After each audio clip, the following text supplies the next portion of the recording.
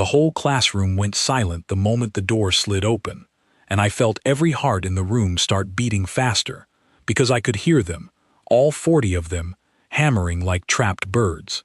She walked in, the human, the Deathworld girl. My name is Krishka.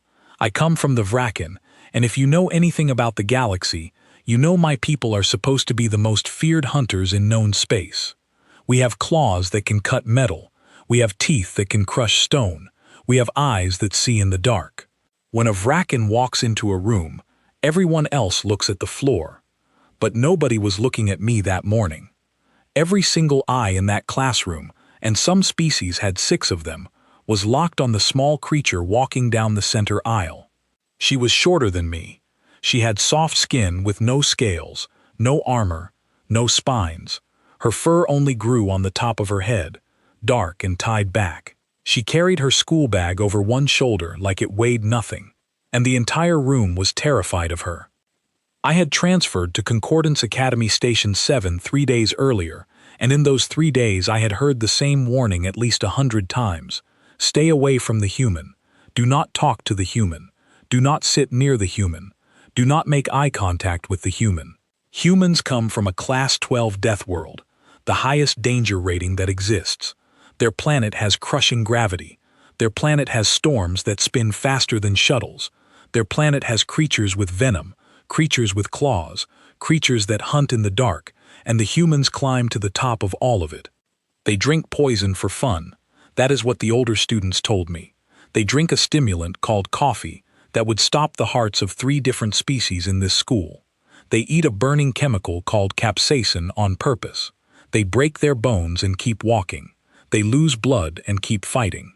They fall from heights that would end most of us, and they get up. The word the galaxy uses for them is persistent, but the way everyone says it, the word sounds like a warning siren. The girl reached her desk. It sat in the corner of the room, and around it was a perfect ring of empty seats. Nobody sat within 2 desks of her in any direction. It looked like someone had drawn an invisible circle on the floor and written danger inside it. She sat down, took out her tablet, and stared at the screen. She did not look at anyone. Nobody looked at her, but everybody watched her. There is a difference, and it is an ugly one. Something hot and sharp twisted in my chest, and I want to be honest with you about what it was, because this story only makes sense if I tell the truth. It was not kindness. Not at first. It was pride. I was Vraken. My grandfather's roar once ended a border war before it started. My people were the nightmare of the galaxy for 1,000 years, and now these soft students from soft worlds were trembling over a small furless creature while I, an actual predator, sat in the middle row like a house pet. I stood up. 40 heads turned toward me. I heard someone whisper, "No, no, no, what is he doing?" I picked up my bag, walked across the room, stepped over that invisible circle of fear, and sat down in the empty seat, right beside the Deathworld girl. The silence that followed was so complete I could hear the air filters breathing in the ceiling. At the front of the room stood our teacher, Professor Ilvin. She belonged to the Miral, a gentle filter feeder species from a calm ocean world. Her people had never hunted anything larger than drifting plankton in their entire history. She had thin blue skin, soft gill slits along her neck, and the kindest voice I had ever heard from a teacher. She looked at me. She looked at the girl. She looked at the seat I had just taken. Then she nodded. It was a slow, stiff, careful nod, the kind of nod you give when you are trying very hard to pretend everything is fine. But her gill slits fluttered fast, and I watched a line of nervous moisture slide down her neck. Very quietly, moving like she hoped nobody would notice, she reached out with one arm and pulled the classroom emergency medical kit a little closer to her desk. She thought there was going to be an incident. She thought the Predator and the Deathworlder sitting side by side was a bomb waiting for a spark. I turned to look at the human, ready to give her the cold, superior stare my father taught me, the stare that says, "I am not afraid of you, remember what I am." She was already looking at me. And then she did something that made 3 students in the front row gasp out loud. She smiled. With teeth, humans show their teeth when they are happy, which might be the strangest thing about them, and nobody at that school had ever seen it up close. Her teeth were small and flat and white, harmless little things, but the room reacted like she had drawn a weapon. She looked down at my hands resting on the desk, at the black claws that I always kept sharp, because my father said a dull claw is a dull mind, and she said the first words a human ever spoke to me. Cool claws. That was it. 2 words, not a threat, not a challenge, not a warning. She said it the way you compliment someone's jacket. I had prepared for many possible responses. I had not prepared for that one. Thank you, I said, and my voice came out smaller than I intended. They are hereditary. She nodded, like this was a completely normal conversation. Mine just fall off, she said, and she held up her hand and wiggled her small flat fingernails. I have to cut them every week or they grow too long. Design flaw, honestly. I stared at her. She cuts pieces of her own body off every week and calls it a design flaw. Somewhere behind me, a student from Relos quietly asked to be moved to the seat closest to the door. Professor Ilvin cleared her throat and began the lesson, though I noticed she kept glancing at our corner every few seconds, the way you watch a pot that might boil over. The subject was orbital mechanics. I understood almost none of it, because my old school on the Vraken home moon taught hunting theory and pack law and war history, and very little mathematics. The human noticed me struggling. I know she noticed, because halfway through the lesson she tilted her tablet a few degrees toward me so I could see her notes. She had drawn the orbital diagrams in simple colors with little arrows and small jokes written in the margins. One of the drawings showed a moon with a tired face, and next to it she had written, "This moon has been falling around this planet for 4 billion years and still has not hit it. Hang in there, moon."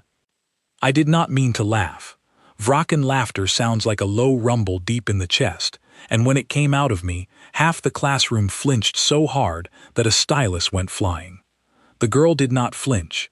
She just grinned wider, pleased with herself. When the lesson ended and the students flowed out of the room in a nervous river, keeping the widest possible distance from our corner, I stayed in my seat a moment longer than I needed to. So did she. "I am Maya," she said. "Maya Cole." "Krishka," I said. She tried to pronounce it. She got it wrong 3 times, and each attempt was worse than the last, and on the 3rd try she made a sound like a shuttle engine failing, and I rumbled with laughter again before I could stop myself. "I will get it," she said. "Give me a week." Then she gathered her things, gave Professor Ilvin a polite wave that made the professor's gills flutter, and walked out alone into a hallway that emptied in front of her like water, splitting around a stone. I watched her go, and that is when I saw it. The thing that changed everything. The thing I could not unsee afterward. Her smile dropped the instant she thought nobody was watching. It did not fade slowly. It fell off her face like a mask she was tired of holding, and underneath it was something I recognized, because predators are taught to read faces and bodies from the time we can walk. She was not dangerous. She was lonely. Deeply, quietly, completely lonely. In a school of 2,000 students, on a station of 40,000 people, in a galaxy that had already decided what she was, before she ever said a word. That night, my father sent me a message from the home moon. Someone had already told him. News travels fast when a Vraken does something shameful. The message was short, the way my father's anger always is. "You sat beside the Deathworld creature. You will not do it again. You represent the pack." I read the message 3 times. Then I thought about a girl who drew tired faces on moons, who complimented the claws of a predator without a single tremor in her voice, who smiled at a room full of people who feared her and never once let them see what it cost her. I turned off the screen without replying. The next morning, I got to class early, crossed the invisible circle, and sat down in the seat beside the Deathworld girl. Professor Ilvin saw me. She nodded again, stiff and nervous, and her hand drifted toward the medical kit again. But Maya looked up from her tablet, and her smile reached her eyes this time, just a little, just at the edges. "Krishka," she said. "Perfectly. First try of the day. Told you I would get it, she said. And that was the moment I understood that I had made either the best decision of my life or the worst one. I just did not know yet that the entire galaxy was going to help me find out. The fire alarm in the chemistry lab went off because of Maya, and I need to explain that sentence carefully, because it is not what it sounds like. 3 weeks had passed since I took the seat beside her.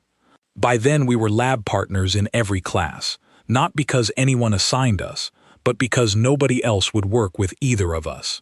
The Predator and the Deathworlder, the school's two monsters, sharing one table.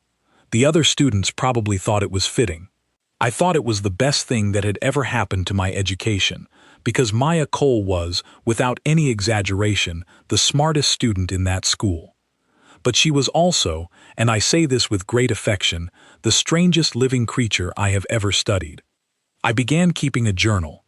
I told myself it was scientific observation, the way my ancestors documented prey animals before a hunt.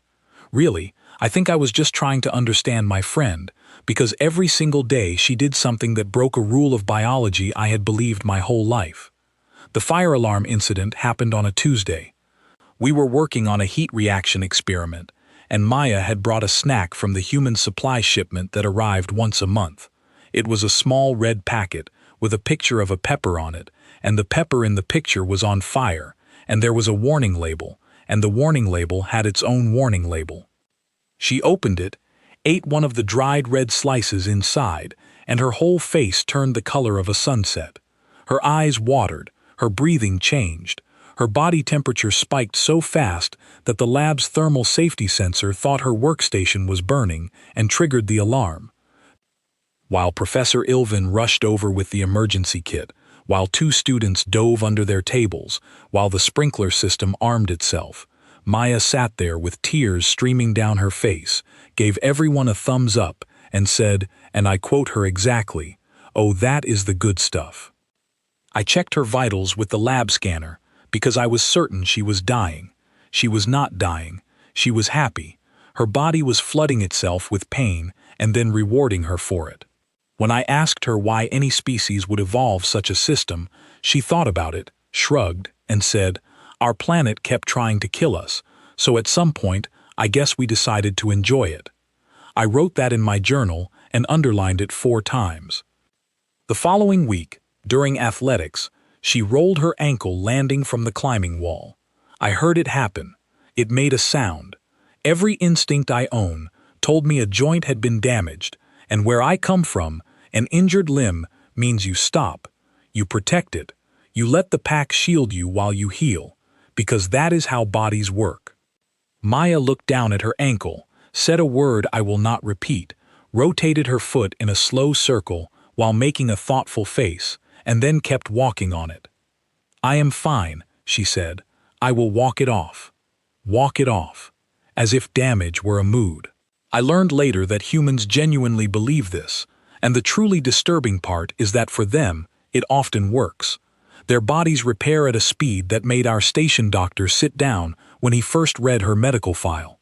She wore a support wrap for 4 days and then climbed the wall again, faster than before, as if her body had taken the injury as an insult and decided to prove a point. But the incident that truly rearranged my understanding of the universe happened in the biology wing. Our class was studying a specimen from Threx, a small 6-legged creature called a ven lizard, famous for a defensive venom strong enough to hospitalize most students in the room. It sat in a sealed habitat behind warning signs in 9 languages. The lesson was about observing it from a safe distance. Maya looked into the habitat, and her whole face went soft, and she said, "Oh, look at him. Look at his little face. He is a good boy." The ven lizard, an animal that fears everything, an animal whose entire species survives by hiding, walked toward the glass, toward her. It pressed its front legs against the barrier and made a sound that our teacher admitted she had never heard a ven lizard make, a calm sound. Because here is the thing I had started to understand about humans, the thing the galaxy's warnings never mention. The most dangerous species anyone has ever catalogued, the apex creature of the deadliest known world, has one overwhelming instinct, and it is not hunting, and it is not fighting. It is bonding. Humans will love anything. They will love animals that can kill them. They will love machines. Maya once apologized to a cleaning robot for stepping in its path, and then wished it a good shift. The robot's efficiency score went up that week. I checked. While I filled my journal with these discoveries, something else was happening, quietly, in the background of our days. I was starting to see the station the way Maya saw it. She never sat with her back to a door. I noticed that in the second week. In the dining hall, she always chose the seat with the widest view of the room. When we entered any new space, her eyes did a small, fast sweep, exits, corners, count of people, and then she relaxed and became Maya again, warm and joking, as if the sweep had never happened. She did not even seem aware she was doing it. It was written into her, the way hunting is written into me. One evening in the library, I finally asked her about the thing that had been sitting in my chest for weeks. I asked why she came here, to a station where everyone feared her, when she could have stayed on Earth with her own kind. She was quiet for a moment, turning her stylus over in her fingers. Humans only joined the Concordance 2 years ago, she said. Provisional membership. Most species voted against letting us in at all. Did you know that? 71% voted no. The only reason we got in was a technicality and a lot of begging from our diplomats. I did know. I did not say so. So the Concordance ran a test, she said. One human student, placed in one integrated academy, to see if a Deathworlder can exist peacefully around other species. If the test goes well, more humans get to study, travel, trade. If it goes badly, the provisional membership gets reviewed. She made a small gesture, like closing a door. And they chose you, I said. My mother is a terraforming engineer on the station, she said. I was already here, convenient. She smiled, but it was the mask smile, the one that falls off in hallways. Lucky me. I thought about that conversation for a long time. I thought about it while my father's messages grew colder. The latest one had arrived that same morning, and it was the longest he had sent yet, which for my father meant 4 sentences. The Pack Elders have heard about your behavior. You share a table with the Deathworld creature. You embarrass your bloodline. End this, or I will come to that station and end it myself. I read it during the morning meal, sitting across from Maya while she showed me a video of an Earth animal called an otter holding hands with another otter so they would not drift apart while sleeping. She was explaining, with complete seriousness, that this was the most important video in human history. I looked at my father's message. I looked at my friend. I deleted the message and asked her to play the otter video again. That was my first real act of rebellion, and it felt like stepping off a cliff and finding out the air holds you. The month ended with the station-wide emergency drill, the one every student dreads, full alarms, full lockdown protocol, evacuation lines, the works. When the sirens screamed to life in the middle of our history lesson, the whole class did what everyone does. They panicked in an orderly way. Rushing, whispering, grabbing bags, hearts hammering loud enough for me to hear. Maya did not rush. Maya stood up slowly, and her face changed into something I had never seen on her before. Calm, focused, older. She looked at the doors, both of them. She looked at the emergency panel on the wall. She looked at the window seals, and then, while everyone else pushed toward the exit, she stood still and counted the students leaving, her lips moving silently. 1, 2, 3, all the way to 40, until every last one of them was out, and only then did she move toward the door herself. I walked out beside her. In the corridor, under the flashing amber lights, I asked her what she had been doing. Head count, she said, as if it were obvious. Fastest way to know if someone is left behind. They teach you that on Earth, I asked. She was quiet for 1 step, 2 steps. Earth teaches you that, she said finally. Fires, floods, storms, quakes. Every human grows up learning the same lesson. When the alarm sounds, panic is a luxury. You breathe, you look for the exits, and you count your people. You count your people. She said it so simply, like a fact of gravity. I come from the species the galaxy calls predators. I was raised on stories of Vrakan courage. But walking down that corridor, I understood something that my father and the pack elders and the whole proud history of my people had never taught me. Courage is not the absence of fear. It is not even the conquest of fear. Courage is counting your people while the sirens scream. And the galaxy had put a girl like that in a corner seat, inside a circle of empty desks, and called her the dangerous one. I did not know it yet, but in a few short weeks, that station was going to learn exactly what a Deathworlder does when the alarm is real. And so was I. They cornered her in the East Corridor on a Friday afternoon, 4 of them, and I was too far away to reach her, and that is how I learned the most frightening thing about my friend. Let me back up, because you need to know who Vaz is. Vaz was a 4th-year student from Threx, and his father sat on the Concordance Council. He was tall, broad, plated in natural amber armor, and he walked through the school like the floor belonged to his family, which, given how much the Threxian trade houses donated to the academy, was almost true. His father had been one of the loudest voices against human membership. Everyone knew it. Vaz made sure everyone knew it. For weeks, he had been circling Maya the way scavengers circle. A comment in the dining hall about the smell of Deathworlders. A remark in the corridor about animals being allowed indoors.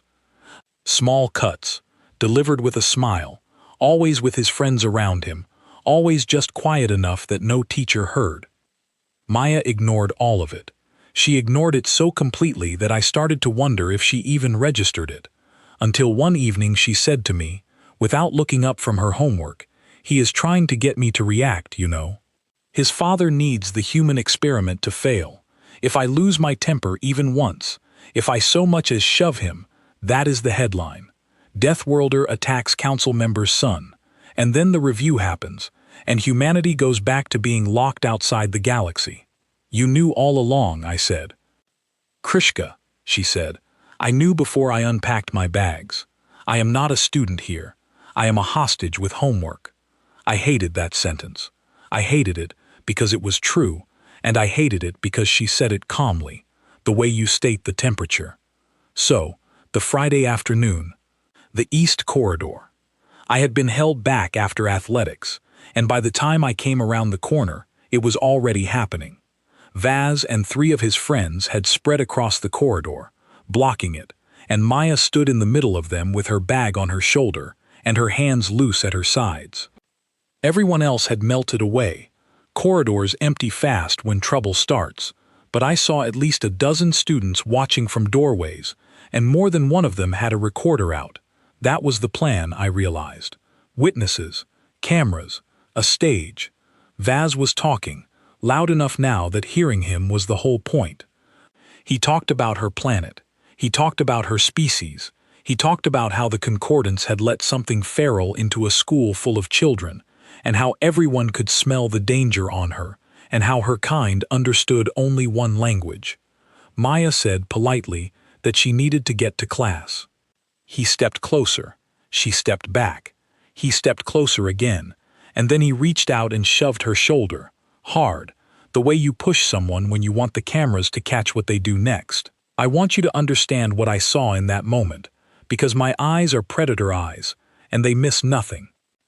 I saw her body absorb the shove and turn it into a single smooth backward step, perfectly balanced, no stumble at all, and I understood in one cold flash that her balance was better than his, better than anyone's in that corridor, that her Deathworld body was operating on reflexes the rest of us do not have. I saw her hands stay open when every instinct in any species would have made fists. I saw her breathe in, slow, 4 counts, and breathe out, slower. And I saw her eyes.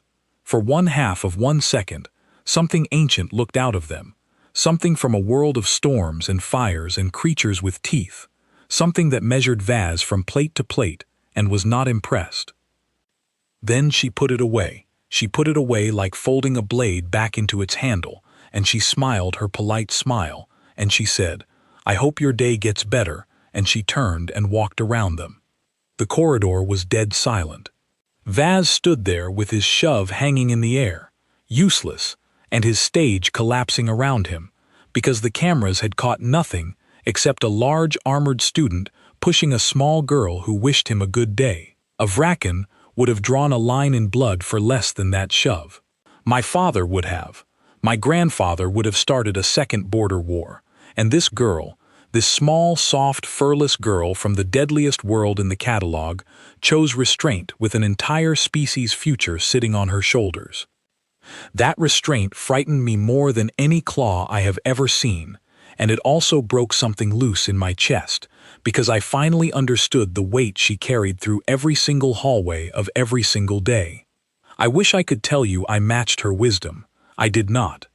I stepped out in front of Vaz as his group turned to leave, and I let my voice drop into the low Vraken register that makes glass hum, and I told him that if he touched her again, he would learn why the galaxy had feared my people for 1,000 years. It felt righteous. It felt like loyalty. It was exactly what his father's lawyers needed. By Monday morning, I was in the disciplinary office. The recording of my threat, cut carefully to remove the shove that came before it, had been submitted to the Academy Board. Aggressive conduct, threatening language from a known predator species. I was suspended from athletics for the term and given a formal warning on my permanent record. Vaz received nothing. The shove, somehow, was determined to be incidental contact. Maya found me in the library that evening. I expected sympathy. Instead, she sat down across from me, looked at me for a long moment, and said, "Now you know." "Know what?" I said. "What it feels like," she said, "when the rules were written before you walked in the door." We sat with that for a while, the Predator and the Deathworlder, the school's two monsters, both of us learning that the real danger in that station had never worn claws or come from a death world. I would like to tell you the term continued quietly after that. It did not, and what happened next had nothing to do with Vaz, or his father, or any council, because the universe does not check schedules, and it does not care about politics, and on the 19th day of the third term, it reminded all of us of that. We were in the Botanical Dome for field rotation. Dome 3, the great greenhouse module on the station's outer ring, a place full of towering plants from 40 worlds, warm air, artificial sunlight, and glass. So much glass, holding back the black. 12 students. 1 teacher. A normal afternoon. The station's warning system was supposed to classify incoming debris automatically. Later, the inquiry would find that a sensor fault had tagged the meteor swarm as dust. Harmless, no alert needed, so there was no alarm. There was no warning at all. There was only a sound, a sharp ringing crack from high above us, like the sky itself splitting, and I looked up and saw a white line spreading through the dome glass, and then a second impact hit, and a third, small stones from the deep dark moving faster than sound, and the outer panel at the dome's north crown burst. The air screamed. That is the only way to describe it. Every loose leaf, every drifting seed, every scrap of paper rose and rushed upward toward the breach, and the pressure dropped so fast my ears popped, and the emergency shutters slammed down over the connecting corridor, sealing us in, because that is what shutters do. They protect the station first and ask about the people later. The dome's automatic sealant foam fired at the breach and caught most of it, slowing the leak, but the pressure kept falling, a slow bleed, and the cold of space began crawling in through the wound. Our teacher for the rotation, a kind old botanist named Dr. Hessel, got as far as the emergency panel before a falling support strut clipped his shoulder and knocked him down, dazed. The panel itself blinked red, corridor shutters locked, rescue teams dispatched. Estimated arrival, 40 minutes. I looked at the pressure readout. At the rate we were losing air, with the cold flooding in, we did not have 40 minutes. The readout did the math for us in cheerful blue numbers. We had 12 students. 11 of them frozen where they stood, and I include myself, because every instinct I own, every proud predator reflex, had locked solid. My people hunt. We do not do this. Nothing in my blood knew what to do with a wound in the sky. And then, through the howl of thinning air, I heard a sound I already knew. Slow breath in. 4 counts. Slow breath out.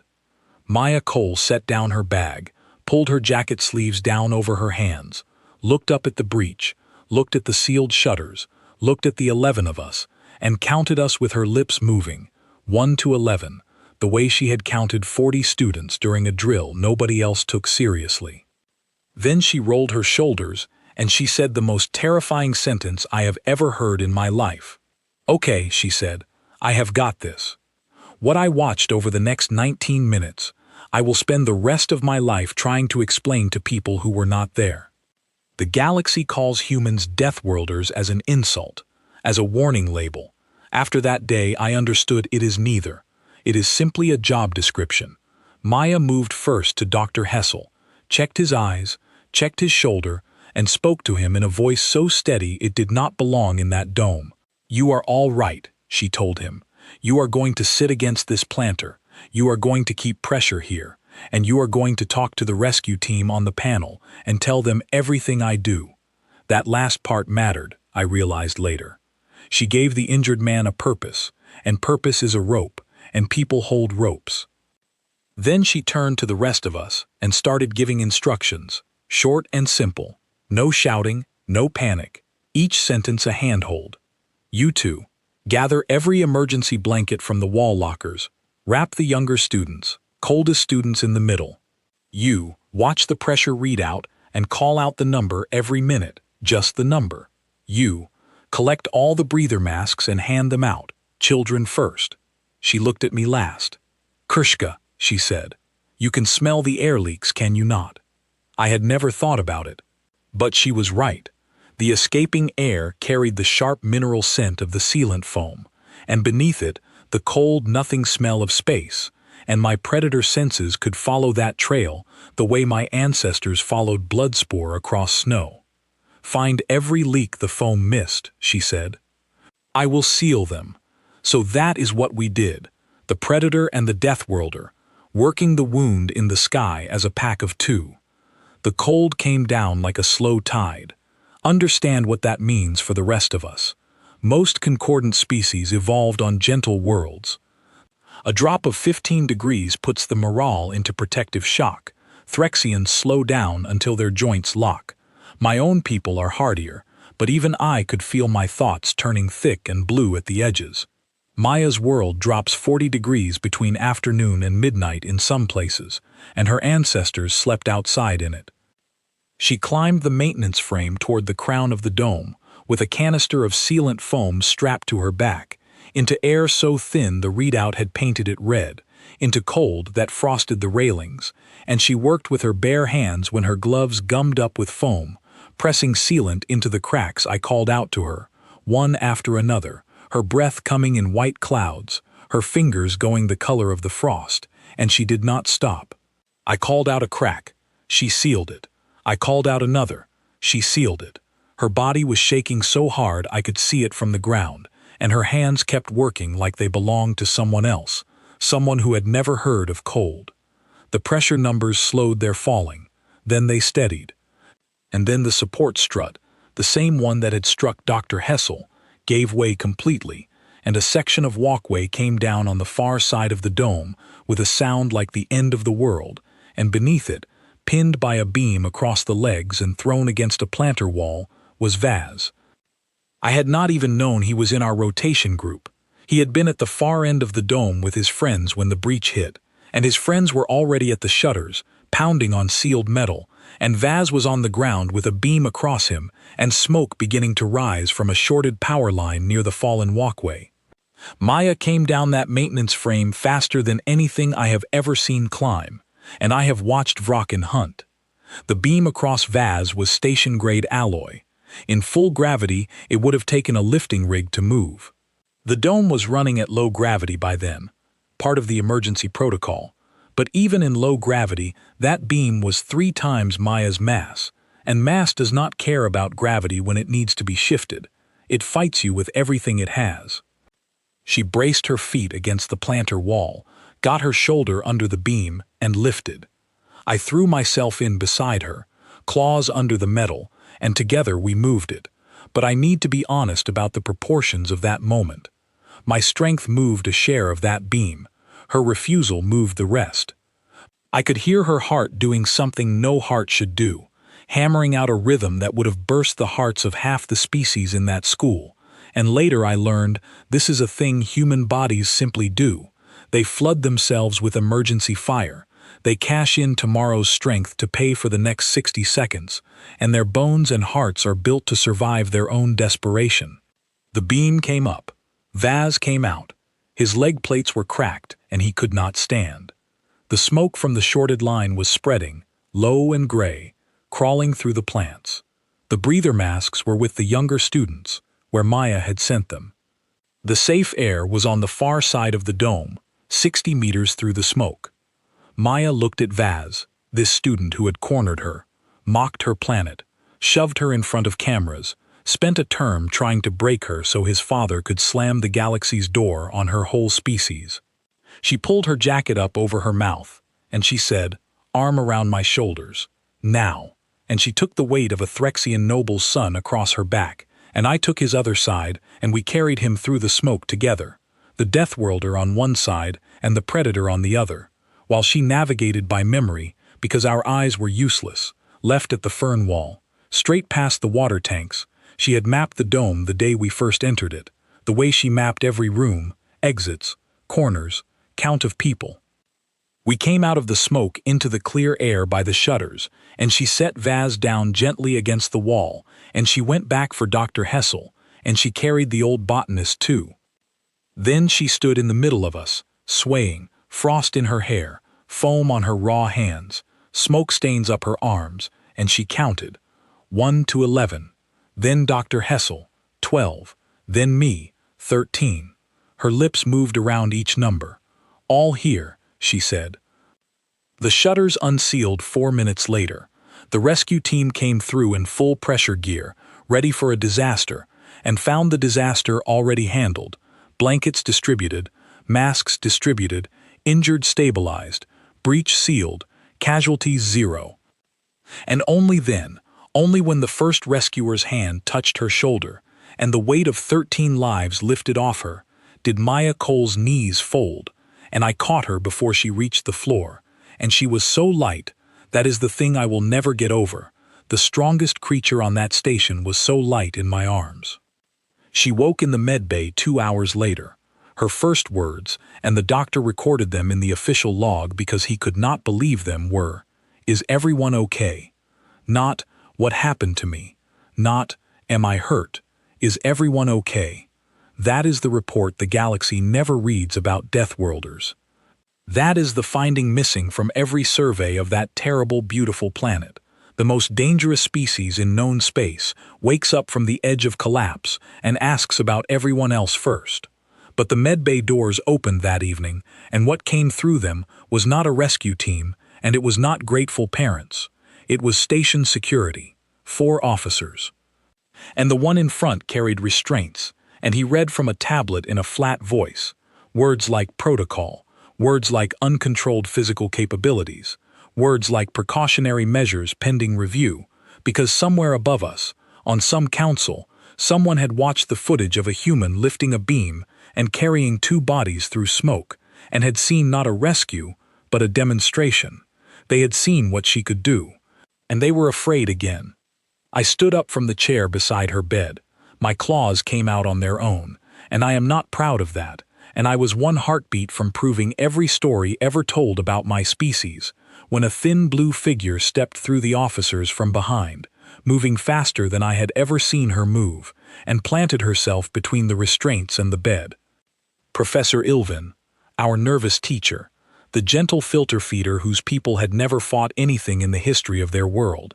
Her gills were fluttering so fast they blurred. Her whole body trembled. Her voice did not. "You will not touch my student," she said. The officers stopped, and into that stunned silence came another sound, uneven, scraping, determined. Vaz, cracked leg plates and all, hauling himself off his own medbay bed, dragging himself across the floor on a support frame until he stood, barely, in front of Maya's bed beside our teacher.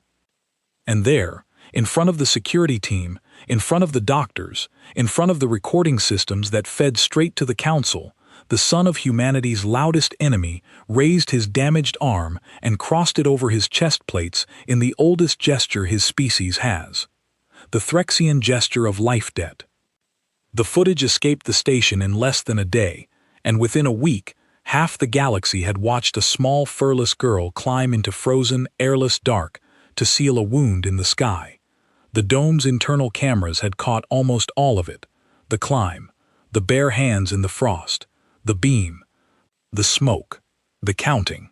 Dr. Hessel, following her instructions, had narrated every moment of it into the emergency channel, and his shaking old voice over those images did something to people that no human diplomat had managed in 2 years of speeches. But footage cuts both ways, and I learned that quickly. On some worlds they played the rescue, on others they played 4 seconds of it on a loop, the 4 seconds where she lifted the beam, slowed down, enhanced, with red measurement lines drawn over her body, and a calm narrator explaining the force output, and the message underneath was as old as fear itself. Look what it can do. Imagine if it wanted to. Vaz's father resigned from the council 2 days after his son's life debt gesture went public, which sounds like a victory until you learn who replaced the argument he had been making. Because the hardliners did not vanish, they adapted. They stopped saying humans were savage and started saying humans were a security concern, and a security concern sounds so much more reasonable, and reasonable fear is the most durable kind. So the Concordance did what large old institutions do. It scheduled a hearing, a full tribunal, on the neutral assembly world of Saren Prime to review the provisional membership of the human species, with the incident in Dome 3 entered as the central evidence, for both sides. Everything humanity had would be decided in one room, and the whole case, the whole species, stood on the shoulders of one 16-year-old girl who still had foam burns on her hands. They summoned witnesses from the station: Dr. Hessel, Professor Ilvin, Vaz, and, to my complete shock, me, the predator cub who took the seat beside her. Apparently the story of that seat had traveled too. My father called the night before I departed. Not a message this time. A live call, his face filling the screen, older than I remembered, his scars silver in the light of the home moon. I braced for the order to refuse the summons. It did not come. Instead, my father was silent a long moment, and then he said, "I watched the footage, all of it, not the 4 seconds. And," I said, he said, "your grandfather ended a war with a roar, and we have told that story for 60 years like it was the finest thing Avrakan ever did. That girl ended a disaster with a head count." He looked away from the screen, which my father never does. Then he looked back, and he said, "When you stand before the tribunal, stand the way she stood, and speak the truth, and if any pack elder objects, they can bring their objection to me." That is the closest my father has ever come to an apology, and I will take it. Saren Prime's assembly hall holds 3,000 delegates, tiered in great curved rings under a ceiling of live starlight. I had seen it in broadcasts my whole life. Standing on its speaking floor is different. The floor is designed to make you feel small, and it works. Dr. Hessel testified first, and he was a scientist about it. Timelines and pressure readings and survival probabilities, and he ended with a number.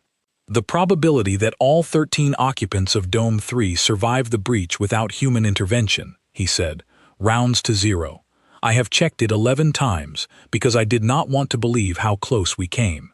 It rounds to 0. Professor Ilvin testified next, and the galaxy met the nervous teacher I knew, gills fluttering, voice thin, and then the galaxy met the other Ilvin, the one who stood in front of restraints, because when a delegate from the security faction asked her whether she, as an educator, had ever felt afraid of the human student, she stopped, and she said, yes. She let that yes sit in the hall. Then she said, I was afraid the first day the Vrakan cub sat beside her, and I moved my medical kit closer, and I am ashamed of that now, because in one standard year my most dangerous student has caused 0 injuries and prevented 13 deaths, and I have been teaching for 40 years, delegates, and I know the difference between a threat and a miracle, and so do you, and that is why you are afraid." Vaz walked to the floor without his support frame, on plates still healing, because Threxians do not show weakness before a debt is paid. He confessed everything: the circling, the staged corridor, the edited recording. His own words, repeated to 3,000 delegates and every world watching, and then he said, "I gave her every reason to let that beam stay where it was. She carried me through the smoke. My family argued that humans understand only one language. My family was correct. I have now heard the language. It has one word, and the word is everyone." And then it was my turn. I stood on that floor, built to make you feel small, and I looked up at the tiered thousands, all those eyes, all those worlds, and I did what Maya taught me without ever meaning to teach me. I breathed in for 4 counts. I breathed out slower. I found the exits. I counted my people, Ilvin to my left, Hessel and Vaz behind me, Maya in the witness gallery with her bandaged hands folded, and then I was not small anymore. "Delegates," I said, "my name is Krishka, of the Vraken, and you all know what my people are. For 1,000 years you told stories about us to frighten your children, so believe me when I tell you that I am an authority on the subject of being feared, and I recognized everything you did to that girl, the empty ring of seats, the watching without looking, the medical kit moved closer, because my people receive the same welcome in every room we enter. The difference," I said, "is that my people earned it. Hers never did. You call them Deathworlders like it is a warning," I said, "and you are right, it is one, but you have been reading the warning wrong this whole time. Their world tried to kill them every single day for 1,000,000 years, storms, ice, fire, fangs, and you assume that such a world must produce monsters. Stand in Dome 3 and learn what it actually produced. It produced a creature that walks into the cold so that others do not have to. It produced a species that answers a dying alarm by counting its people, and I have seen her count, delegates, and I need you to understand that when a human counts their people, everyone in the room is included, the ones who love them, the ones who fear them, the ones who spent a term trying to break them, everyone. You are debating what humans can survive," I said. "You should be studying what they choose to do with it. I have sat beside the Deathworld girl for 1 full year. It is the safest seat in the galaxy. I yield the floor." The tribunal deliberated for 3 days. I will not pretend the vote was unanimous, because this is a true account, and fear does not die in an afternoon. But when the result lit the great ceiling of the assembly hall, the provisional status of the human species was ended, and full concordance candidacy was granted, and somewhere on a blue and white death world, 1 billion of the most dangerous creatures in the galaxy hugged each other and cried, because that is also a thing they do, and nobody warns you about that one either. One more scene, and then I will let you go. First morning of the new term, back on Station 7. Under the new candidacy, 10 more human students had enrolled, scattered through the year groups, and in our own classroom, at the corner desk, sat a human boy named Daniel, 11 years old, freshly arrived, hands tight on the strap of his bag, alone inside a perfect ring of empty seats, because galaxies turn slowly, and children inherit their parents' careful distances. I watched him from my seat beside Maya. I watched his eyes do the small fast sweep, doors, corners, count, and I watched him fold his fear up small and sit on it, and I recognized the mask smile before he even finished building it. And then a chair scraped. A young Threxian, first year, amber plate still soft with youth, marched across the room with her chin high, Vaz's little sister, carrying her bag and every gram of her family's stubbornness, and she stepped over the invisible circle like it was not there, because for her it never had been, and she sat down in the seat beside the Deathworld boy. Daniel stared at her. She stared back, and then she said, loud enough for the whole room, "My brother says humans are the best thing in the galaxy in an emergency, and I get emergencies constantly, so you are sitting with me at lunch." The whole class turned to the front of the room. waiting, the way classes do, to be told how to feel. Professor Ilvin looked at the Predator's sister and the Deathworld boy, side by side at the corner desk. She nodded. And this time, she smiled, wide and bright and blue, and her gills were perfectly, beautifully calm, and she moved the medical kit back to the storage shelf where it belonged, and she began the lesson. Beside me, Maya was watching the corner desk with shining eyes, and under the table, where she thought I could not see, she was counting on her fingers, adding the new humans on the station to some running total she keeps in her heart, her people, her count, growing. They still call it the Deathworlder seat, the chair beside the human. Students whisper the name to first years as a warning, and the first years pass it on, and I suppose the name will outlive us all. Funny thing about that chair. It turned out to be the safest place in the galaxy,